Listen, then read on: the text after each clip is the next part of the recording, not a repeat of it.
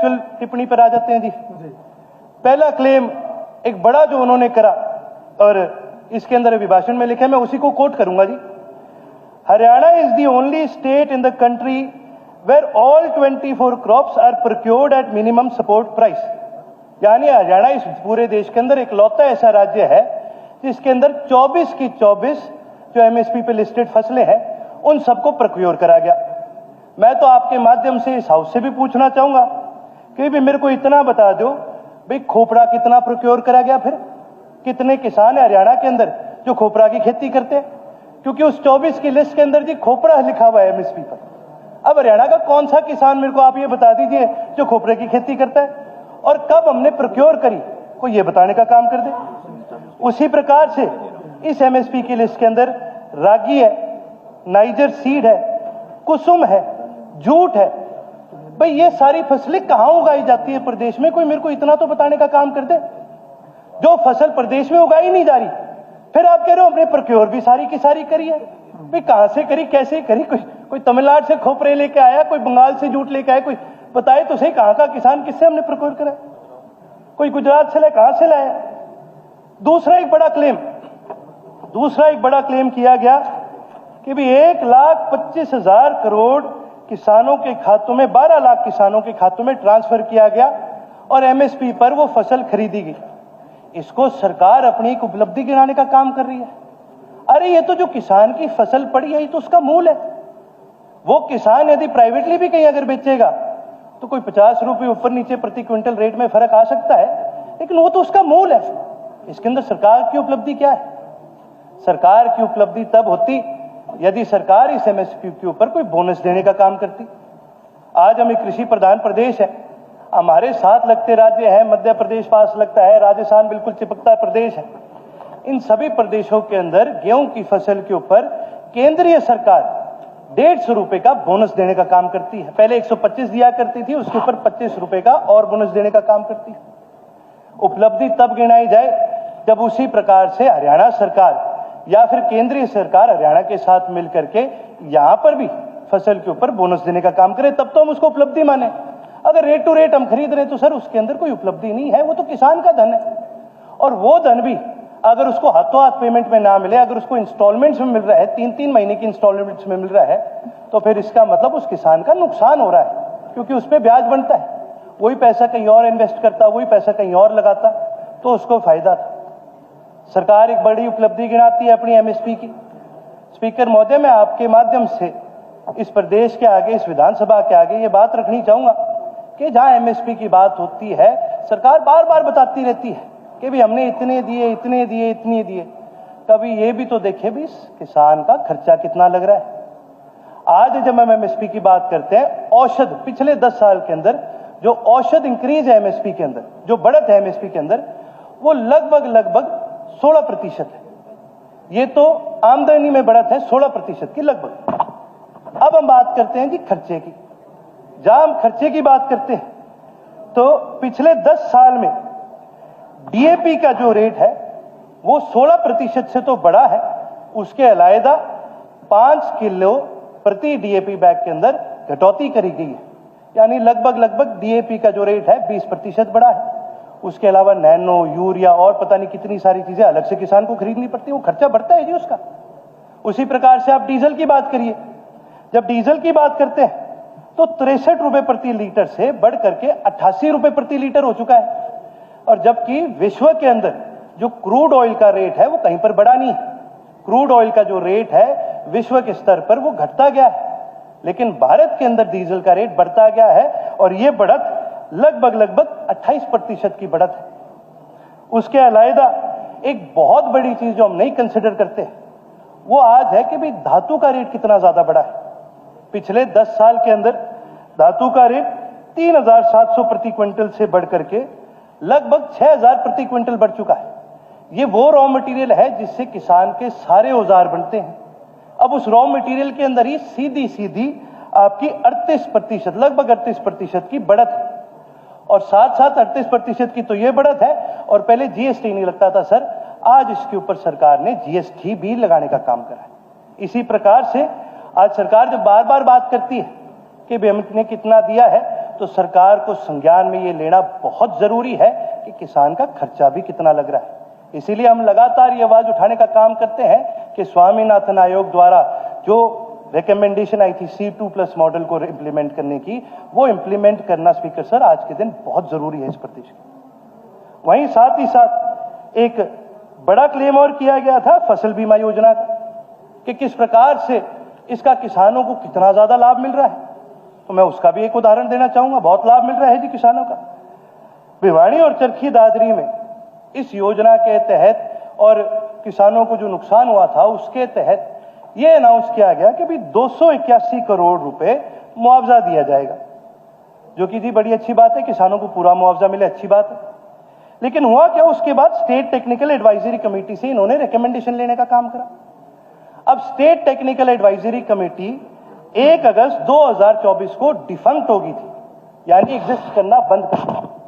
उसके बावजूद इस कमेटी ने 20 अगस्त 2024 को मीटिंग भी रखी और उसके बाद रिकमेंडेशन भी दी, और उस रिकमेंडेशन के तहत 280 करोड़ में से 200 करोड़ की कटत लगाई गई। सीधा सीधा जी किसान के साथ खिलवाड़ है। आप उसको बोल रहे हो कि हम आपको 280 करोड़ देंगे, और कोई इंश्योरेंस कंपनी, प्राइवेट कंपनी जो अपने मुनाफे के लिए काम करती है, वो इस कमेटी की मेंबर है और वो कह रही है कि हम पैसा नहीं देना चाहते, और हम मान गए इस बात को। ये कितनी गलत चीज है। ये सीधा सीधा धोखा अगर किसी के साथ है तो इस प्रदेश के किसान के साथ धोखा है। उसी प्रकार से कल एक बड़ी चर्चा आई, ये बात कही गई गवर्नर एड्रेस में भी, बहुत लोगों ने चर्चा करी जी हमने बागवानी के लिए बहुत कुछ करा है, बागवानी के माध्यम से किसानों को बहुत फायदा मिला है। ये बड़ी अच्छी बात है, चलो इसके भी आंकड़ों पर आ जाते हैं। पिछले 5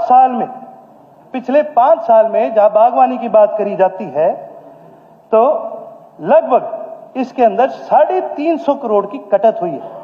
लगभग 1100 करोड़ बागवानी का बजट होया करता था, जो 2020 के बाद से अब कटते कटते कटते कटते आज 680 करोड़ के आसपास आ गया। और इसका सीधा का सीधा जी कोरिलेशन है, सीधा कोरिलेशन जी इसका है इसके बाद आउटपुट से। जहां बागवानी के अंदर कटौती की गई उसकी वजह से आउटपुट के अंदर क्या फर्क आया। 2020 के अंदर आउटपुट होता था फ्रूट का 10 लाख 14 लाख मेट्रिक टन, और वो कटते कटते सीधा 7 लाख मेट्रिक टन तक पहुंच गया। तो ये हमें साफ दिखता है जहां बागवानी के अंदर कटत करी गई उसकी वजह से बागवानी का जो आउटपुट है पूरे प्रदेश का वो भी घटता गया। तो ये किस बात से सरकार कह रही है भी हमने बागवानी को बढ़ाने का काम करें, मुझे तो समझ में नहीं आ रहा। वहीं उसके साथ साथ मैं एक और उदाहरण दूंगा कि किस प्रकार से जहां पर रूल्स बनाए जाते हैं, जहां पर पॉलिसीज बनाई जाती है, वहां पर भी किसानों को कंसिडरेशन में नहीं लिया जाता। एक प्रॉन फार्मिंग आपको उदाहरण दूंगा। सिरसा जिले के अंदर 1800 हेक्टेयर में प्रॉन की फार्मिंग होती है, और जहां पर यह सरकार द्वारा खुद कहा गया भी यहां पर 400% ग्रोथ रेट का पोटेंशियल है, यानी ये बढ़ते बढ़ते 5000 हेक्टेयर तक इस खेती को हम बढ़ा सकते हैं। अब सबसे ज्यादा पूरे प्रदेश में अगर कहीं पर भी इसकी प्रॉन की खेती होती है तो वो सिरसा जिले में होती है। फिर सरकार ने सोचा भी बढ़िया बात है, इसको बढ़ावा देना चाहिए। तो हमने क्या करा, सरकार ने क्या करा, ये फैसला किया भी 105 करोड़ का एक रिसर्च प्रोजेक्ट लगाया जाएगा। अब ये रिसर्च प्रोजेक्ट कहां लगाया गया, ये लोहारू में लगाया गया। अब जी कहां सिरसा, कहां लोहारू, कहां 1800 हेक्टेयर की खेती होती है, कहां 250 हेक्टेयर 328 हेक्टेयर की खेती होती है। कितना फर्क है दोनों इलाकों में। भाई जहां के किसान को जरूरत है, जहां पर सबसे ज्यादा ग्रोथ है, वहां पर ये रिसर्च प्रोजेक्ट क्यों नहीं लगाया गया। इससे ना केवल किसान को नुकसान हुआ, सरकार को भी इसका नुकसान हो रहा है। और ये साथ ही मैं एक बात और कहना चाहूंगा, इस प्रदेश के अंदर आज तक केवल 3 मुख्यमंत्री ऐसे आए हैं जिन्होंने कभी क्षेत्रवाद नहीं कहा। सबसे पहले जननायक चौधरी देवीलाल, जिन्होंने हमेशा हर क्षेत्र को बराबरी का दर्जा देने का काम किया। उसके बाद स्वर्गीय चौधरी बंसीलाल जी, जिन्होंने हमेशा हर क्षेत्र को बराबरी में रखने का काम करा, वो भी उसूलों के बड़े पक्के होया करते थे। उसी की तरह से चौधरी ओम प्रकाश चौटाला जी ने भी कभी हरियाणा में क्षेत्रवाद को बढ़ने नहीं दिया, उन्होंने सबको बराबर का हिस्सा देने का काम करा। इसीलिए कल गुड़गांव का जिक्र आया, कल मेरे बड़े भाई ने भी जिक्र करा कि जी गुड़गांव देखो हमने कितना अच्छा डेवलप कर दिया। वाह जी वाह, इस पे तो सबने मेज भी बड़ा थपथपाया। मैं कहूंगा जी ज्यादा जोर से ना थपथपाइए, आपके हाथ दुखेंगे। क्योंकि गुड़गांव का असली आर्किटेक्ट यदि कोई है तो वो चौधरी ओम प्रकाश चौटाला है। ये चौधरी ओम प्रकाश चौटाला जी की विजन थी जिसकी वजह से गुड़गांव की डेवलपमेंट हुई। ये उनकी विजन थी जिसकी वजह से गुड़गांव आईटी सेंटर बना इस देश का।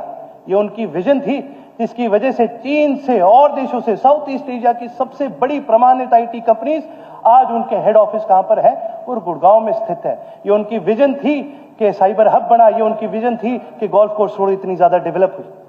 बीजेपी की एक बड़ी उपलब्धि तो मैं गिना सकता हूं गुड़गांव की बात में, वो ये था कि गुड़गांव का नाम बदल के गुरुग्राम कर दिया गया, लेकिन बोलते हम आज भी उसको गुड़गांव ही। हाँ, एक उपलब्धि और भी बताना चाहूंगा, एक उदाहरण के साथ देना चाहूंगा। सेक्टर 43 में गवर्नमेंट ने अनाउंस करा कि जी हम एक कॉलेज बनाएंगे स्टूडेंट्स के लिए। बड़ी अच्छी बात है जी, एजुकेशन को प्रमोशन देनी चाहिए। फिर क्या बना उस कॉलेज का? जो जगह उस कॉलेज के लिए निर्धारित करी गई थी वह आज गोदरेज मायरा करके बड़ा एक प्रोजेक्ट बन चुका है जो कि लग्जरी हाई राइज अपार्टमेंट्स बना रहे हैं, जहां पर एक फ्लैट 9-9, 10-10 करोड़ का बिक रहा है। ये आज हमारी हालात होगी। हम एजुकेशन की बात करते हैं, पुराणों को संभालना दूर की बात, नए बनाना दूर की बात, जो बनने चाहिए थे, जिनका बजट आ गया था, जिनकी जमीन अलॉट हो गई थी, उस पर भी अब हम प्राइवेट बिल्डरों को फ्लैट बनाने की जमीन देने का काम कर रहे हैं। ये आज हमारे प्रदेश की दुर्दशा हो चुकी है।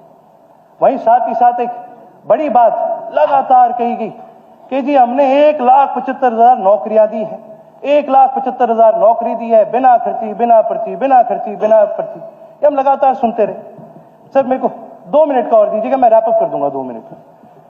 मैं ये पूछना चाहूंगा आपके माध्यम से, तो ये जो बार बार 1,75,000 नौकरियां गिनाई जाती है, क्या ये पुरानी वैकेंसीज को भरा गया है या फिर कोई नई जॉब क्रिएशन करी है? क्योंकि यदि पुरानी वैकेंसीज भरी गई है तो इसके अंदर स्टेट को कोई फायदा नहीं है, कहीं पर भी अनएम्प्लॉयमेंट घटी नहीं है। इसकी वजह से स्टेटस को मेंटेन हो गया। और स्टेटस को क्या है? स्टेटस को आज के दिन ये है कि आज हरियाणा प्रदेश के अंदर 34.1% अनएम्प्लॉयमेंट है। ये मेरे डेटा नहीं है जी, मैं सीधा का सीधा CMIE और CEDA को कोट करने का काम कर रहा हूं। ये सीधा सीधा सरकारी एजेंसीज है जो आज कहती हैं कि भाई हरियाणा आज के दिन पूरे देश में अनएम्प्लॉयमेंट में सबसे नंबर 1 है।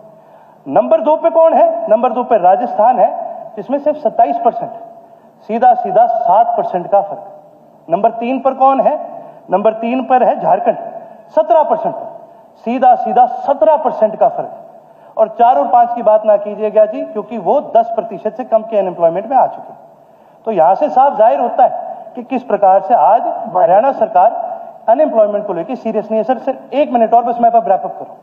और मैं तो आखिर में सर एक ही बात कहना चाहूंगा, मैं ज्यादा अब लंबी बात नहीं करूंगा, लेकिन मैं एक ही बात से, एक छोटे से किस्से से इसको रैप अप करना चाहूंगा। एक बार एक राजा था और माननीय सदस्यगण, मैं इस सिटिंग का समय 5 मिनट के लिए बढ़ाता हूं। और उस राजा के एक बार जो उसका राज्य है उसके ऊपर एक बड़ी सेना ने हमला कर दिया। तो राजा जो है वो घबरा गया कि भाई क्या करूं। उसने अपने मंत्रियों को बोला एक काम करो, एक बड़ा वीर योद्धा ढूंढ के लाने का काम करो। तो भाई मंत्री गए, ढूंढने लगे, तो उनको एक आदमी मिला, एक बड़े से पहाड़ के ऊपर बैठा हुआ था और वहां से वो कह रहा था भाई मैं 1 मार दूंगा, 10 मार दूंगा, 100 मार दूंगा, 1000 मार दूंगा। इनको लगा बड़ा वीर योद्धा हमें मिल गया। तो ये ले जाकर इन्होंने बोला कि भाई तू चल और राजा के पास चल, हम तेरे को आगे पेश करेंगे। राजा के आगे पेश कर दिया। वीर योद्धा वहां बोलने लग गया। राजा ने पूछा भी क्या कर सकते हो? तो बोला 1 मार दूंगा, 10 मार दूंगा, 1000 मार दूंगा, 1,00,000 मार दूंगा। उन्होंने सोचा बड़ा वीर योद्धा है, भाई बनाओ इसको सेनापति और इसको बोलिए कि आगे लड़ाई लड़े। जब सेना आई तो उसके आगे उस वीर योद्धा को खड़ा कर दिया और सामने से सेना आने लगी और वीर योद्धा बोलने लगा भाई मैं 1 मार दूंगा, 10 मार दूंगा, 1000 मार दूंगा, करोड़ मार दूंगा। तो भाई सेना भी अचंभित रही। अब मंत्री बोलने लगे भी आगे सेना सारा हो गया, अब तू लड़। तो वो कहने लगा भाई साहब मैं तो बातें मार सकता हूं, आदमी नहीं मार सकता। तो इन्हें तो बातें मारने का काम करा है, काम नहीं करने का काम। बहुत बहुत धन्यवाद सर।